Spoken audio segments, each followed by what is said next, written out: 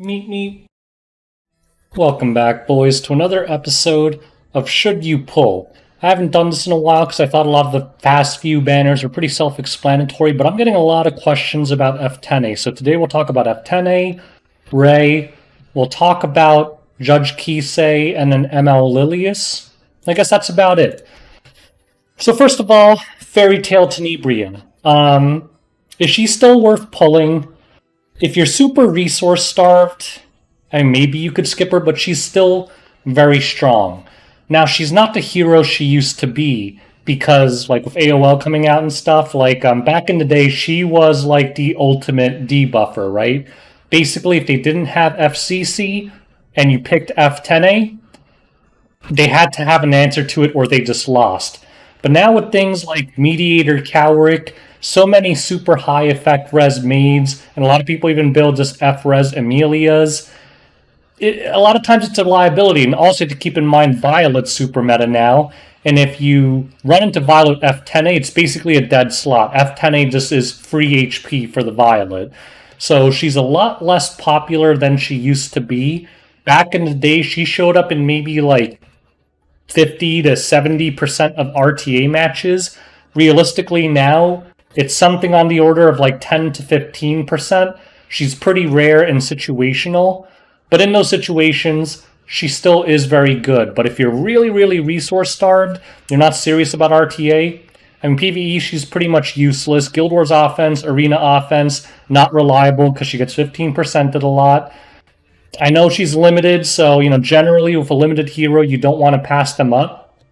But it's very unlikely that Fairy Tale Tenebria will get buffs, because it's not like she's bad, so don't expect her to come storming back into the meta anytime soon. So it's up to you. But she's definitely not a bad hero, a decent RTA option, but she's more like a counterpick option than just like a meta pick now. As for her artifact, it is getting buffed. Honestly, this is one of the worst artifacts in the game pre-buff.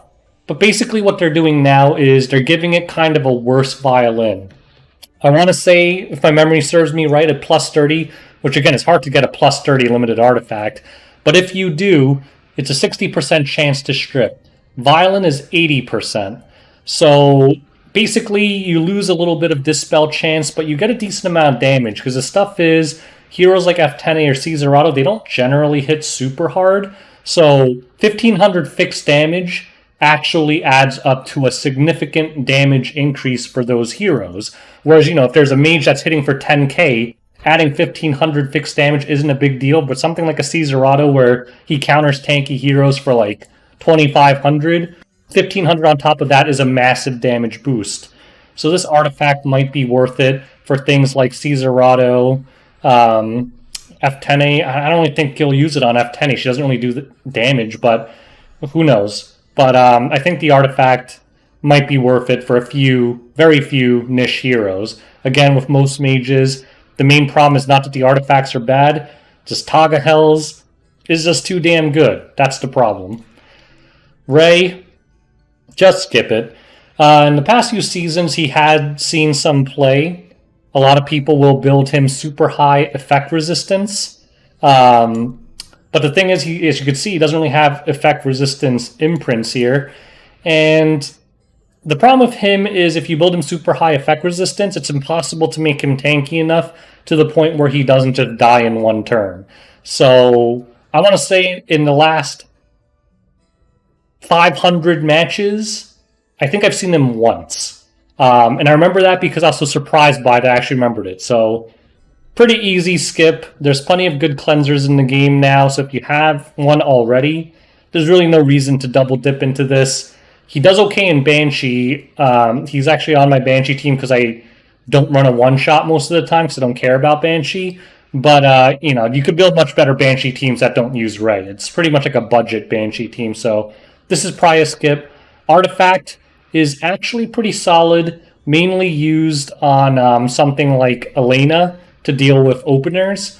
So, but still generally you shouldn't pull on a non-limited banner just for the artifact, just wait. So I'd say this is a skip. This is up to you. If you have bookmarks to spare, definitely take her. Judge Kise, she is getting buffed. So I don't really know what to tell you guys for this. I will tell you this. Her current form is atrocious, and I would say this is a very, very, very easy skip in her current form. Her post-buff form, I don't know. My initial guess is she's still not going to be very good. But I could be wrong. Basically, the change is they put the strip on her S3, because the problem with her is if you didn't have souls, she couldn't soul burn and do anything. But the problem is, so what? Like, how do you build her still? Because, like, Oxalot's cleaves are dead. Like, back in the day when you actually saw this in RTA, it was kind of paired with, like, Oxalot's cleaves, right? But Oxalot's is non-existent in RTA now, so it's hard to push a pure damage Judge Kise. So you could build her still pretty jacked and around 210 to 230 speed and hope that something like, Summerside Asseria or Closet Charles or whatever pushes it to the front. Maybe it'll work. Maybe it'll work. I think people, like, I read some of the comments where people are like, the Judge Kise buffs are useless and she still sucks. I don't think they're right. I think it may be hard to push a pure damage Judge Kise. So you could build her still. Set won't work on anything with effect resistance. She still needs to soul burn to do the 2 hits, so she's still only going to get 1 hit off. Granted, they said they're going to increase the multis on her S3, but still, I mean, I'd say wait and see for this one. I still don't think she'll be that great, but I do think the buffs are better than some people are giving her credit for.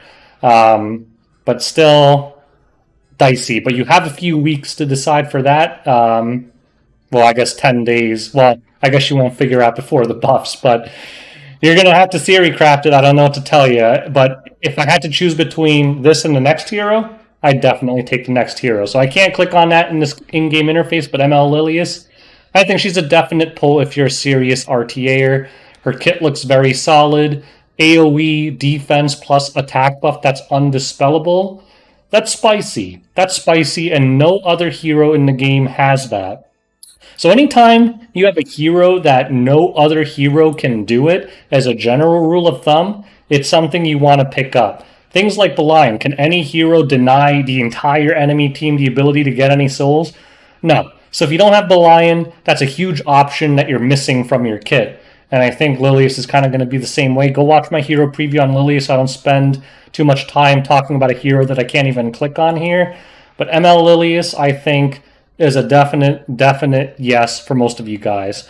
So just to recap, Fairy Tail Tenebria, yeah, with stipulations. If you are resource starved, I think you can afford to skip it in her current form and her current usage in the meta. But note, she is limited, so if you do decide to skip, you're not going to see her again for a long time, and you're never going to randomly have a chance to get her from a Covenant summon like you do for other banners. Ray, don't do it. Save your bookmarks. You don't need him for anything. Judge Kise, post-buff, she's going to be a lot better, but she's so bad now that even if she's 100% better, it probably won't be enough. But I have a feeling the post-buff Judge Kise, some cleavers are going to figure out how to use her, and the thing is, she was a very popular cleave option back then, so a lot of people have her plus 10, plus 15, including myself, so you might actually see her, because it's not like one of these trash heroes where players will be afraid to invest molas into it. So many people already have molas invested into it that they're going to be happy to experiment with this. So you got to keep in mind, you might end up seeing this because free unequip comes around. I'm going to slap gear on her and see what I can do with her because she already has the molas, which is the biggest investment part of it. And in ML Lilias, all the serious RTAs are going to get her and build her. Get her if you can. So anyways, I hope you guys enjoyed this episode of Should You Pull. I hope that helped you guys out. Best of luck on your summons. Make sure you're throwing a meep and channel nuts. Until next time, peace out, boys.